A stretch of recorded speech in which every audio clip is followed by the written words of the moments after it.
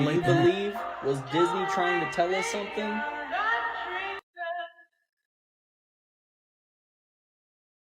Crazy, right? Some things are just an optical illusion, right? Well, is this an optical illusion? Look at that and tell me you don't know what that is. Go ahead and tell me that confidently and mean it, because you know darn well what that is. You can see it. No, that's not a carving. That's a petrified animal from the days of old. Do you see this? Yes. Do you see this? Yep. It's freaking nature, and it's freaking awesome. Yes, it is. And I don't think science can properly explain how these animals were petrified so quickly to where they were able to preserve their form through all these years. And you know, that really got me thinking. There's plenty of statues on this earth that are thousands of years old. Now, what if they were petrified beings? Now, I know, it's just a thought. And yeah, I can't wait for the Mount Rushmore jokes. And you can joke all you want, but I promise you truth is stranger than fiction. So tell me, do you believe? Was Disney trying to Alright guys, so for this particular one, I'm going to get on ahead and give a shout out from the get-go at Roger from Mud Fossil University. Even though me and the man might have a fundamental disagreement when it comes to the shape of the earth, the man is on point on a lot of topics, and I'm gonna just get into what he talks about when it comes to the transition metals and what we perceive to be these colossuses, such as the one pictured here in this image, and just the absolute insanity of these things that we see in reality, and most people will gaslight us with saying that, oh man, it's just a statue, or it's just a rock formation or whatever.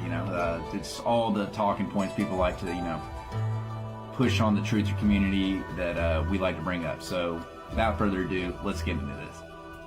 So of course, if you haven't seen any of the videos on Mud Fossil University, Roger talks about in several videos what transition metals are and how these specific metals in the periodic table of elements correlates in reality with these quote-unquote colossuses or statues that we see in Greece or throughout our realm. And it's interesting enough to know that these specific metals do change their properties over time, or through the loss of quote-unquote neutrons, protons, being mixed together with electrons once they're broken down into lesser forms. Of course, I'm talking about it in the most basic context for time's sake here, but let's keep on going.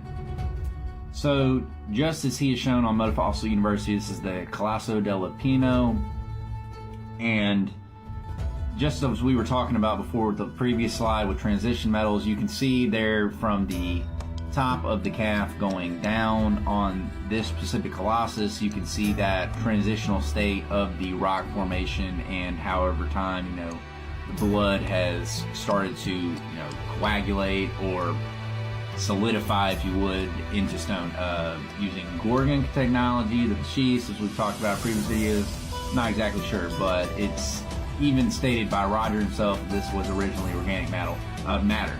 And most individuals, when they would look at this, would be like, well, there's a building structure inside of this, so there's no possible way. But I think people are being naive for that. But anyways, here's another one showing the ankle part of a colossus, and you can see the red metals starting to transition down. I'm gonna have to get into part 2 with this. It's not enough. See me in the next one. Alright guys, so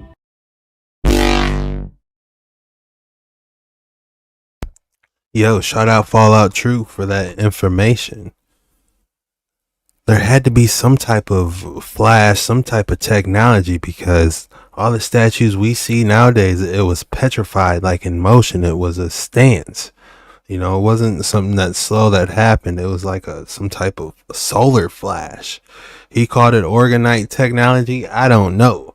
It was some type of intervention happened that petrified them. And I do agree that yes, these were organic originally for entertainment purposes.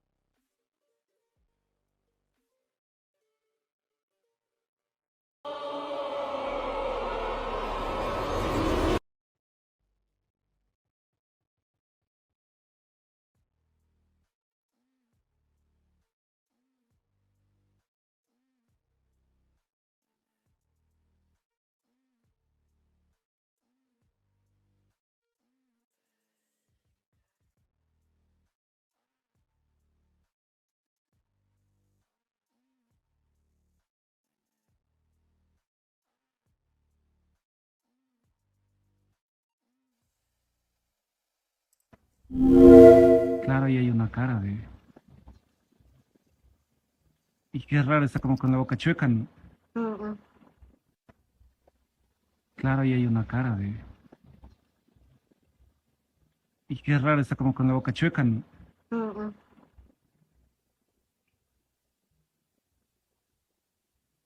No me había dado cuenta yo de eso. Es que la otra vez aquí nos quedamos para descansar un poco. Y de ahí estábamos observando acá y de ahí vimos esa cara y dijimos, ¿qué parece una cara? Ahí nos acercamos acá, vemos ese hueco y digo, sí, así. Claro, ahí hay una cara de... How did it get there? Who takes the time to carve that looking down at you? Come on, man. That was creepy. Creepy and scary TikTok for real. I'm going to show you guys 4 or 5 videos that may actually prove the existence of giants, starting with this video from Dale of Daxter in Mexico. Check this out.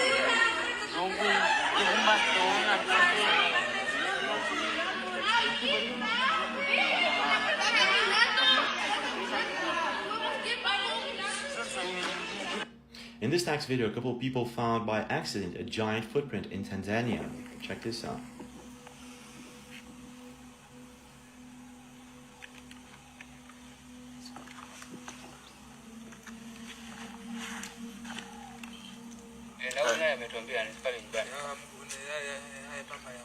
When it comes to giant footprints, I guess that this next video is one of the best evidence of all.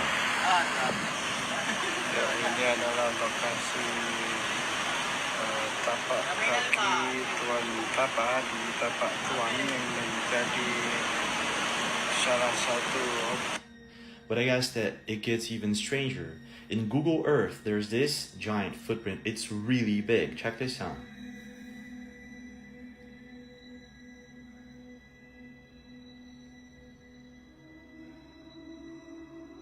Now this next video was captured by Mary Greeley News YouTube channel, and it was featured all over YouTube and TikTok. In this video you can see buffaloes and trees as a reference for size. And if you pay attention here, there are 4 or 5 very tall humanoid figures walking very quick for a snowy day in Yellowstone National Park. Whatever these things are, they are walking really fast and they are really much taller than they should be. So this might actually just be a Sasquatch or maybe something else. You tell me. I'm going to show you guys 4 or 5 videos that may actually prove the existence. Yo, those are some good videos. Those are some good creepy TikToks. We don't know what's in Yellowstone. You know, there's so much free roaming land. You know, there's so many caverns going on. We don't know. We can't keep track of everything. You know, but these cameras might. Did you know that every myth is based on some truth? And did you know that Africa could be the real Skull Island? All my days. So I stumbled across these old maps, and for some reason they've shown Africa as a giant skull. The landmass fits perfectly. There's not just one map, there's a few, and they all show Africa in the same way. They always tell you the truth. You've just got to be able to understand their language. In this movie, they was hinting that giants exist. It's one thing to understand that giants exist, but what about titans? I've always wondered why they always seem to show Africa as the main landmass. They're rubbing it in our faces. The truth is always hidden in plain sight. I wonder if the good book says anything about titans.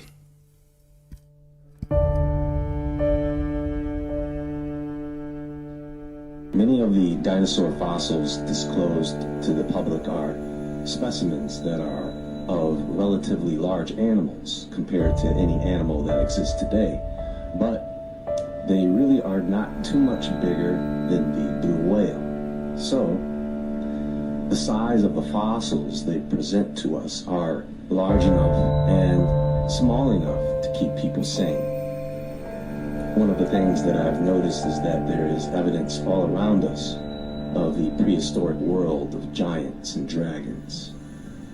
And because this is a very big world, for one person there seems to be no end to what you'll find here when you are looking for it. In the Bungkhan province of Thailand, there is a cave, the Naka Cave. This is right near the border of Thailand and Laos. And the very first thing that you notice, or that I noticed when viewing photographs of this place, is the snake. What is this? Is this a natural formation which includes the head of a serpent? Or is this just an ancient sculpture? Or are we just looking at another example of petrified giant remains? You know,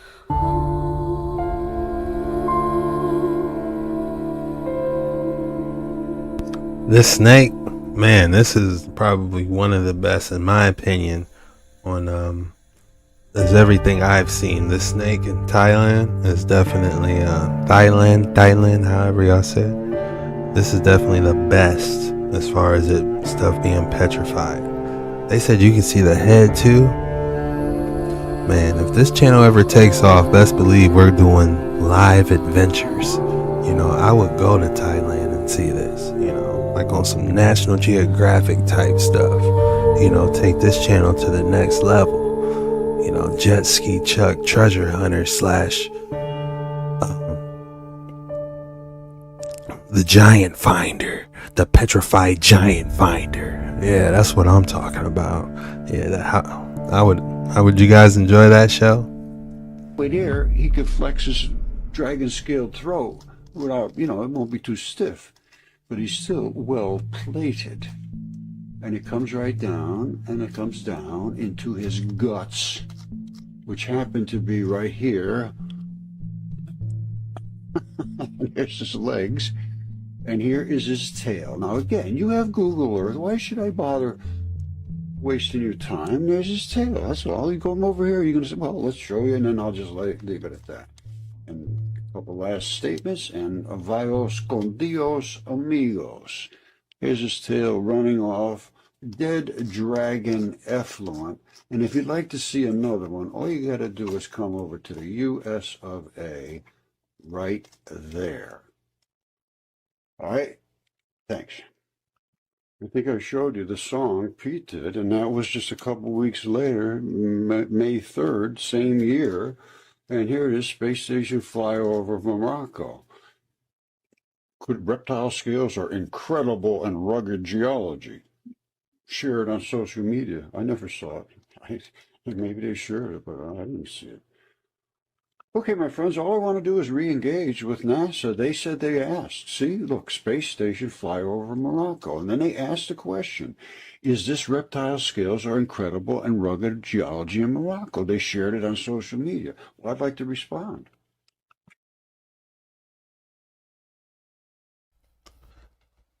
That definitely looked like reptile scales. And if that is a dragon, my question is, what dropped it? Something had to drop that dragon. What dropped it? And they said we got another one in the States too? Ooh, fun day at Mud Fossil University for years now. This dragon's eye, and I had no clue really too much about it. I just looked at it, and I originally thought it was just a stone tendon ball. However, I do believe it is a dragon's eye. And I got popped with a couple of hits this morning. This came from Christina Kruger, I believe is her name. Christina. I'm sorry, but you know he loves it when he hits you with that ooh, ooh, ooh, ooh, ooh. Hey, we live for this stuff, man. Hit that like and subscribe button. Shout out to my boy Mud Fossil, man. There's some validity in here, y'all. Christina Kruger, I believe it is. Ooh, fun day at Mud Fossil. I'm sorry, it's Christina Cooper. And this is, look at this very carefully. See this, how squared off that is? How amazingly squared off that is. And I have other shots of this from different perspectives. And a couple of guys just did a video about going in here. Now, look at these layers. You see the size of this thing? You know how many layers there are here? There's a bazillion. I think that's a technical term. Okay, it's pretty obvious that this thing is coming down this way, and it's coming up to meet itself in a pinch here, which an eye does, and down here. Now, I don't have the best shots of this thing because I was never really that interested. I thought it was a tendon ball, and they are everywhere. Let me show you what I originally thought it was and why I now realize it is not what I thought it was. All right, you see this? This is what I thought it was originally, that big dragon's eye. But these are just stone balls, and these are tendon balls. They're all over the earth. I mean, just everywhere. And they are serviced by blood, and they erode sometimes, just like that did. And that's another erode. You see the top fell off over there? I mean, they're all over the earth. And everybody says, oh, what are these? We can't figure it out. Well, I figured it out. They're tendon balls. And that's what sometimes they have this, and then they have the chert around the outside, which you, sometimes they'll take on a color of like copper or something, which is in the area, and they have like a surrounding shell, but nothing like the eyeballs. And then they come in vast quantities here and there. The Moki marbles are unbelievable. There's just bazillions of them, and they're everywhere. They're all over the earth, and every day I see people saying, oh, well, I wonder what they are. They are tendon balls. These are actually interstitium balls, most of them. These are interstitium balls. When you see them in clay, in the red, white, brown, yellow clay, that's skin. It's literally skin. And that was the flesh of the people that they, or whoever it was that it was in. See them in the ball? That's the clay of somebody's body. Some creature's body. I'm not saying somebody.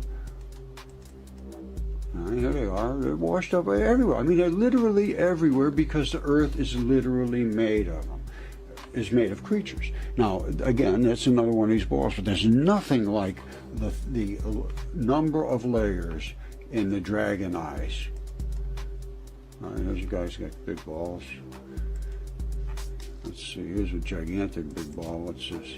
You see it right there? This is the kind of, and they're all over here, see them? Boom, boom, boom, boom. That is filled with sand. Some of them are filled with sand. Some of them are filled with pockets of, they look like they could almost move a little bit against each other and still really, really retain solid. These, I don't know why they filled with sand, but there must have been something internally in there. Let's see what's this one saying. Here's another style. These are the kind that have like structural. I think that might be able to do a little of this and not completely destroy itself. I don't know. I'm just guessing. But it's some kind of a, what's this? Oh, this is at least. Let's see what he's saying. Like an intestine. Somebody carved it. No, that's the blood supply coming into those little pockets. Here's another one, Lisa. I mean. That's the pockets are inside. They erode sometimes. If there's salts, they do one thing. If there's acids, they do something else. That I don't know what the hell is going on here. Somebody cut that, it looks like to me. Yeah, some type of laser. Solar Solar technology.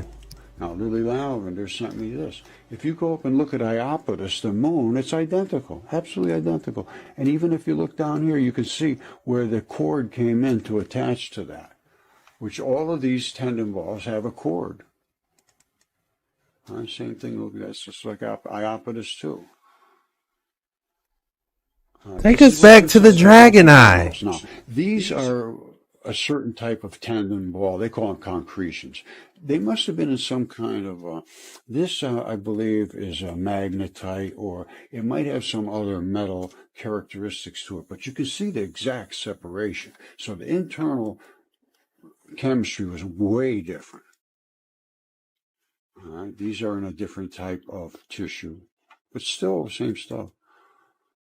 All right, these are the stone balls, like we just saw a moment ago, and the strap comes right up through here. They're all over the place. This is skin.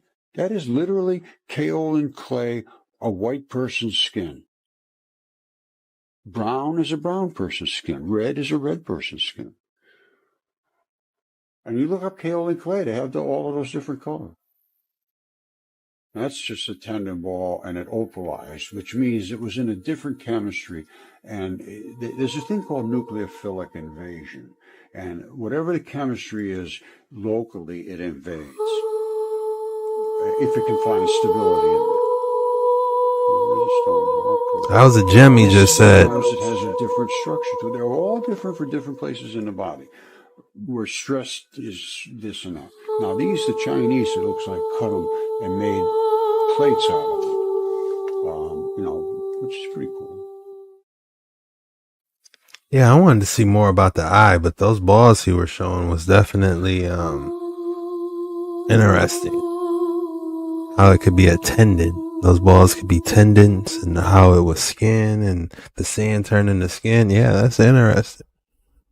We know they're giants, but this is alluding to titans. I wonder what the Bible says about titans. History of the lost continent of Lemuria. Normally, when people think of a lost continent, the one that comes to mind is Atlantis, but the one you should know about is Lemuria. Lemuria, or Mu, was an ancient lost continent that was argued to be located in two different places, one being the Pacific Ocean, and two being the Indian Ocean, between India, Madagascar, and Australia. Weirdly, many well-known scientists and ancient cultures all over the world talked about Lemuria. During the mid-1800s, many biologists tried explaining the similarities in the flora and fauna of India and Madagascar by theorizing this lost continent. The first finding was from British zoologist Philip Sclater, who found lemur fossils in Madagascar and India that were completely missing in Africa and the Middle East. So he hypothesized Lemuria as the land route that these lemurs used to travel between these places. But now the mainstream understanding is that they traveled through thousands of miles of sea on rafts of vegetation. Like what? Now there was another man that also supported Philip's theory of Lemuria, that was Ernst Haeckel, who literally wrote the book The History of Creation and placed the start of humanity in several places, one being Lemuria, and who was also known as the Darwin of Germany, as he discovered thousands of new species and coined many terms in biology. Now in 2013, there was an article by CNN titled Lost Continent Found Under Indian Ocean, which, get this, was even published in National Geographic. This happened because they found traces of a mineral called zircon that was 3 billion years old on a 2 million year old island, which meant that the mineral they discovered came from a much older landmass that sunk in the Indian Ocean. They theorized that fragments of it could have been here, conveniently placed in one of the hypothesized areas of Lemuria. Now this is where it gets weird. The Tamil people of India believe that the ancestors of humanity came from a lost continent in the Indian Ocean, which they called Kumari Kandam, the cradle of civilization as according to their ancient texts. Now in part 2, I'll show the evidence for Lemuria being in the Pacific Ocean. The first thing I immediately thought of was the moon map. If you haven't seen the moon map video, go check that out. But that, all it talks about is the first photograph. Imagine the moon being the first photograph ever took. And they show you the original continents when Earth was first created. So it shows a lot of underwater continents. And could this be one of them? It doesn't make sense for the lemurs to be on life rafts, and that's how y'all gonna tell us? Come on, man. They was on the ground walking. This is a whole continent that was underwater? This is my first time hearing about it. World missing, an eighth continent. During the mid-1800s, biologists were puzzled when they found similar flora and fauna in both India and Madagascar. This brought many questions, considering that these two places weren't connected at all. Furthermore, the evidence they found were specific to these two countries and weren't found in any of the surrounding countries. Later studies by a man named Ernst Haeckel showed that a 3 billion year old mineral called zircon was also found on these countries that were only 2 million years old, indicating that the mineral must have come from a sunken landmass in the Indian Ocean. Thus, the lost continent of Lemuria was born. Well, this is still a hypothesis, but if we look at ancient Tamil history, it is written that their ancestors came from a place called Kumari Kandam, which on ancient maps was conveniently located where the hypothesized Lemuria is. So, asking AI to show us Lemuria.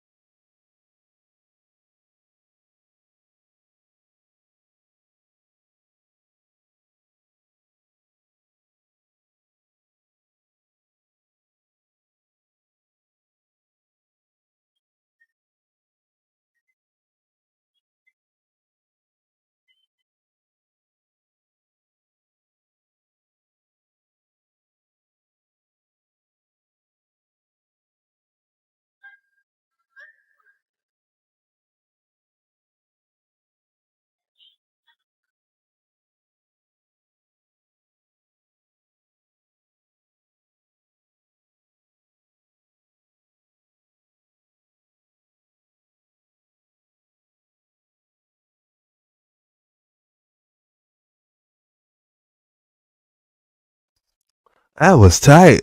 I like that. They did a little movie out of those AI printed images. I enjoyed that. They had the music to go with it. I don't know if I can get away with it, but we'll see.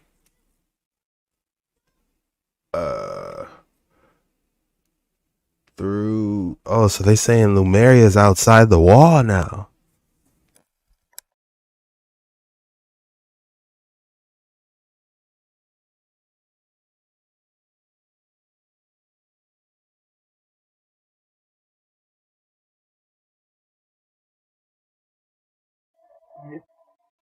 Are you? That's not lining up. I don't think it's under the wall, on the other side of the wall, so I don't know how much validity those maps have, but it definitely lines up where they said they found those minerals in those lemurs. This is the secret history of America.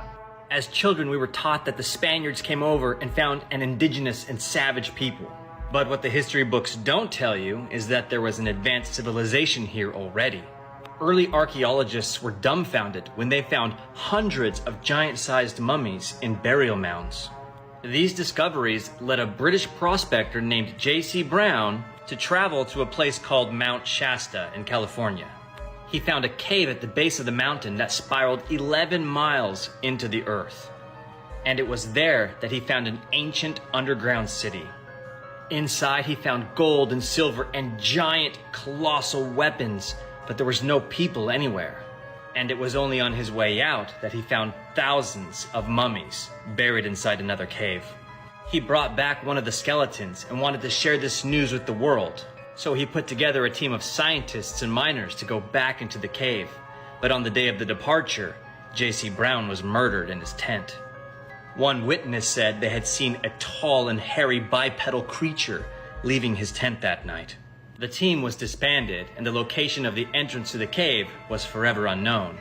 Later, explorers trying to find this ancient city would describe strange experiences with tall people that they met in the wilderness. Now, most of Mount Shasta is privately owned, and if you go onto these properties, you're escorted away from the mountain. Though we've now discovered hundreds of giant mummies, scientists believe that they're all fake. But even today, people still search for these ancient and advanced lost cities. Have you ever... 5 signs that you've had a past life in Lemuria. You may be drawn to sustainable living and slow living. Because on Lemuria, they knew the earth was going to provide, but you had to work in tandem with earth, not against it. You may not be the biggest fan of technology and prefer more natural, organic ways of living and being. You may enjoy music and sound and vibration a lot because Lemurians, they loved light language and could speak the universal language of love. You feel in your bones that New Earth can exist because you lived in a time where New Earth did exist and heaven was here on Earth, so to speak. We were in the 5D, so everything surrounding the idea of New Earth feels magical to you. Because Lemuria was a matriarchal society, you know how to be in divine flow and let go and let... Hey TikTok, let's journey back in time to the mystical land of Lemuria. Lemuria, also known as I see Lemuria is also in the context of some magical land as well. I see. Let's see if they got any bangers for Lemuria. How about that? Can we get a banger for Lemuria?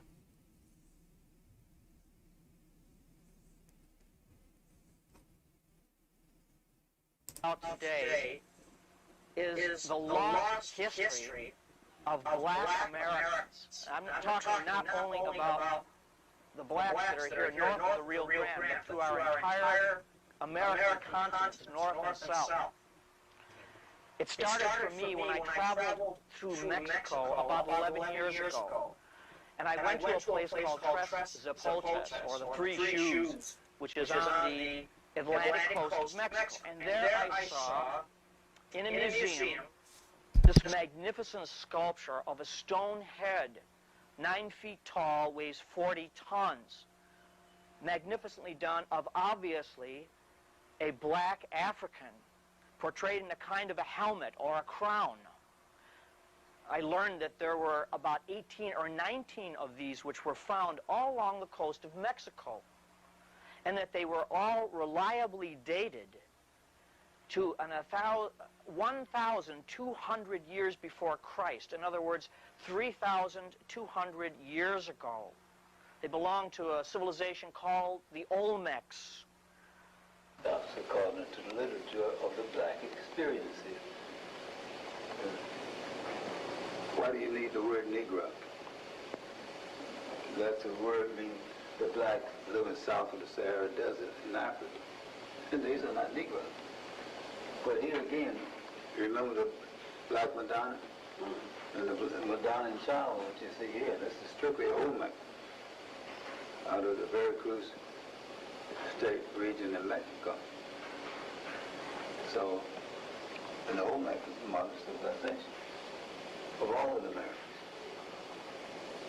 Now from the Fulcrums have changed, and then the Popol Vuh, we take it back to the heart, to real creation story. So you know that America, the name America is an indigenous word, a Mayan word meaning paradise. Great head, I thought, well, this couldn't possibly be a black American, but it looks like it. Then I investigated the others. I saw the others that are written. They also portrayed different black Americans, some with full features, some with thinner ones, different individuals. And yet the archaeologists tell us that no, there was no one over here from either Africa or Europe or Asia before Columbus. That is what I was told when I went to school, and it's what the archaeologists and what the establishment teachers still tell people, that there was no contact between the Americas and the ancient world before Columbus. I found that beyond this collection of these great stone heads that belong to this Olmec civilization, that there was a lot more. Legend of Lemuria Part 2. So there's a couple different theories on how everything went down, but I'm going to choose what resonated with me. So I'm going to cover the antediluvian conflict between Atlanteans and Lemurians, and its role in the Third Galactic War. First off, antediluvian means before the biblical flood. So this is a perceived world map of Atlantis and Mu, which is also Lemuria, Mu just meaning Mother Earth. Atlantis, Lemuria. The conflict between these two higher civilizations caused great damage to not only Mother Earth, but it negatively affected all habitability throughout the solar system. It led to the death of Mars, and is probably considered the most disastrous war in all of the universe's history. The Lemurian-Atlantean War was caused by a conflict of interest over lesser beings in the solar system. The Atlanteans wanted to dominate them and so-called guide them to their salvation, while Lemurians believed they should be left alone to evolve at their own pace. Lemurians taught oneness. Atlanteans started ego. 3. The concept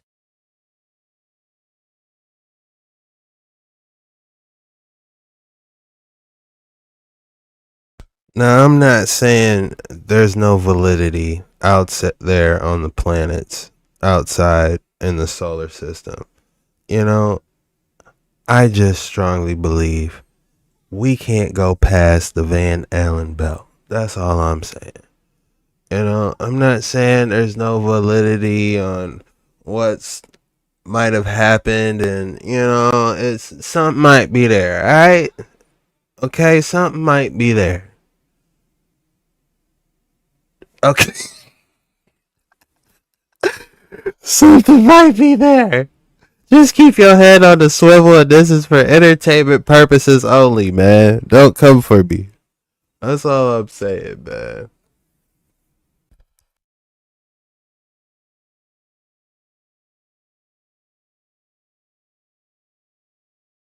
of Mu Lemuria originates from writings of the 19th century, particularly from Augustus. I see Lumeria's out there, okay? Lemuria is out there, y'all. What I mean out there is out there. As far as it being a continent underwater, that's where I'm at, okay? That's it. It was just a continent that got washed away, you know, and it's a lot of, it's underwater. That's where I'm at so far. Everything else is entertainment purposes only. One that we know of today is actually in America. I know, it's hard for me to wrap my head around this one too. But did you know that there's more pyramids in North America than there are in Egypt? Which is odd, because you would think that if the Egyptians were from modern day Egypt, there should be more pyramids there, not over here. How did they get over here in the first place? Also, look at our dollar bill. It literally has a pyramid on the back of it. And That's why the pyramid is on the dollar. To Mary, look it up. Listening to the hour of the time. I'm William Cooper. We're going to be talking tonight about what we found on our trip to the Luxor Hotel in Las Vegas, Nevada. Driving across the desert of Nevada, approaching from the Boulder City Highway, looming off in the distance is an incredible sight. If you did not absolutely know, we're listening to the hour of the time. I'm William Cooper. We're going to be talking tonight about what we found on our trip to the Luxor Hotel in Las Vegas, Nevada. Driving across the desert of Nevada, approaching from the Boulder City Highway, looming off in the distance is an incredible sight. If you did not absolutely know where you were at, you would tend to believe that you were delirious and had somehow been transported to the desert of Egypt. Rising up above the city of Las Vegas is a black, reflecting, huge pyramid, easily as big as the Great Pyramid of Cheops in Egypt. On the top of this pyramid is a crystal capstone, or what appears or looks like crystal capstone, reflecting the sunlight in every direction.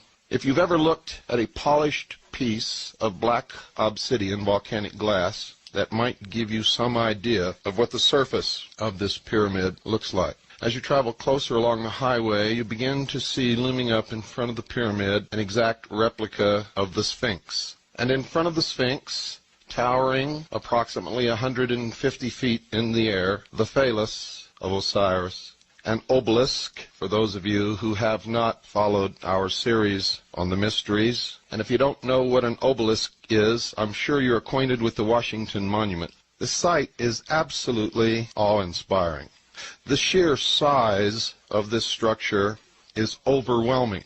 It covers an area so large that driving around it, one begins to wonder how in the world this could have ever been built, much less built in the short period of time that it was, in fact, assembled. During the time that the Luxor Hotel was under construction, a huge fence surrounded the area. They had armed guards on patrol. No one was allowed to watch the construction or see what was going on, except that part which loomed above the fence. No visitors were allowed to watch the construction, and no press was given access. When we first drove to the Luxor, went around this huge, tremendous complex upon which this hotel sits, and then finally went across the street, parked the car, put our press passes on the front of our garments, got out with our video cameras. I looked directly across the street and was confronted with the head of Tutankhamun, who then promptly winked at me. Everything about this ninth wonder of the world, for it truly is, I can assure you, leaves one with a sense of awe, a sense of disbelief, overwhelming beauty. It is, in fact, beautiful beyond description. What I'm trying to do here is convey to you what I saw, and there are not words enough to do it. Now, if you've listened to our series on Mystery Babylon, you know that the Egyptian pyramids were never tombs. They were not burial places or crypts for the bodies of kings or queens or anyone else. They were temples, great temples of the mystery religion, and they functioned for the purpose of initiation. I can assure you that the Luxor Hotel in Las Vegas is a temple of initiation for the masses, the millions upon millions of people who visit that city each year. Probably billions. not just from America, but primarily from America, but also from around the world. For every single bit of symbolism connected with the mysteries is built into this hotel, beginning with the obelisk, which represents the generative force, the Sphinx, which is to remind mankind that he is, after all, only an animal who can think, and therefore is always engaged in this constant battle between the animal and the intellect. And then the great temple of initiation, the pyramid, this one with capstone intact, crystalline in nature, representing, as the sun reflects and glints off of every faceted side of it, representing the all-seeing eye. To give you some idea of the size of this structure, inside the building on the ground floor, 9 Boeing 747s would fit comfortably with no crowding and no problem. 9 Boeing 747, and those are the huge passenger jets. 9. Inside the building there is an obelisk which begins at the lowest floor, which is below the ground floor actually. Begins on the lowest floor, comes up through the casino onto the upper deck and points directly at the center apex, the zenith of the pyramid, is another obelisk. It is an incredible sight.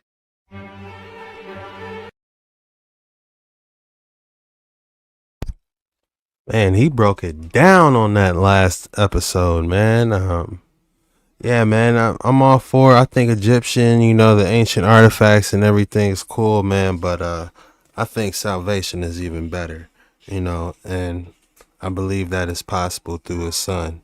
Y'all know what I'm talking about. Hit that like and subscribe button if you made it all the way through this video. This was a long one. I'm trying to pump these longer ones out. The algorithm seems to like it, so hit that like and subscribe button to help support your boy. And yeah, I got some exciting stuff coming. I got some exciting announcements coming. You guys are gonna love this. I'm just working hard, man. I'm chopping these videos up, trying to maintain it, and still working on this project for you guys. So it's gonna be huge. You're gonna love it. And I just want to thank you guys for tuning in, and I'll see you guys on the next episode.